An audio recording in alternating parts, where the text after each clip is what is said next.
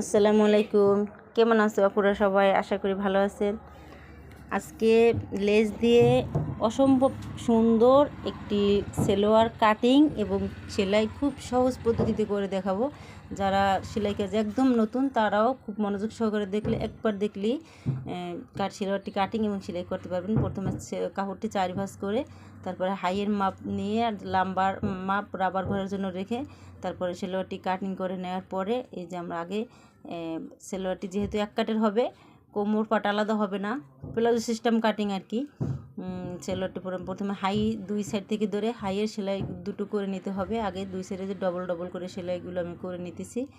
এই যে আগে দুই সাইডের সেলাইগুলো করে নিতে হবে, তাহলে আর দুইটা এক সাইড উল্টা সিধা হওয়ার ভয়টা থাকে না। এই যে আমি দুই ধরনের লেসটি দিয়ে কাজটি করব।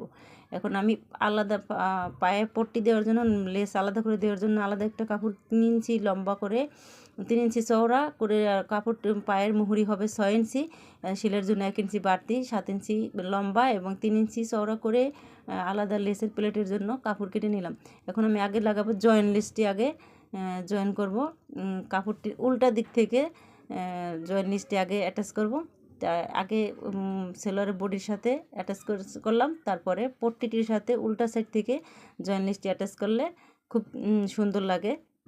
মানে লেজের পার্টটি ওই সাইডে ভিতর সাইডে দেখা যায় এবং আউট সাইডে লেজের পার্টটি খুব সুন্দর লাগে জয়েন্টি লেসটা দেখে। এবং নিচে দিলাম একদম সেলোয়ারের মুহুরিতে পায়ের নিচে দিলাম বল লেসটি, যাতে দেখতে খুব একটু আকর্ষণীয় লাগে সেই জন্য। তো এখন আমি দুইটা পায়েরই মুহুরিতেই লেসগুলো জয়েন করে নিলাম। তারপরে একদম এটা হচ্ছে সেলোয়ার সেলাইয়ের খুব সহজ পদ্ধতি, যারা নতুন তাদের জন্য খুব সহজ। এইভাবে সেলাই করলে সেলোয়ারের এক পা উল্টা বা সিধা হওয়ার ভয় থাকে না। তারপরে এভাবে করে পায়ের মুহুরির মাপ দিয়ে আমি সেলোয়ারটি সেলাই করে নিলাম। এখন হচ্ছে রাবারটি জয়েন করে নেব। রাবার যতটুকু লাগে, আমার এখানে 10 ইঞ্চি রাবার লেগেছিলো। আমি 10 ইঞ্চি রাবার আগে কেটে তারপরে মানে 20 ইঞ্চি রাবারকে ডবল করে 10 ইঞ্চি হয় কোমর। এই যে তারপরে আমি রাবারটি জয়েন করে নিলাম আস্তে আস্তে। একটু দেখেন কত সুন্দর হলো রাবারটি জয়েন দেওয়া। তারপরে এখন আমি রাবারটি কাপড়টি সেট করে সব দিকে যেমন সমান থাকে এভাবে করে তারপর রাবারটি টেনে আমি মাঝখান থেকে একটা সেলাই দিয়ে নিলাম। এই যে দেখেন আমার সেলোয়ারটির ফাইনাল লুক।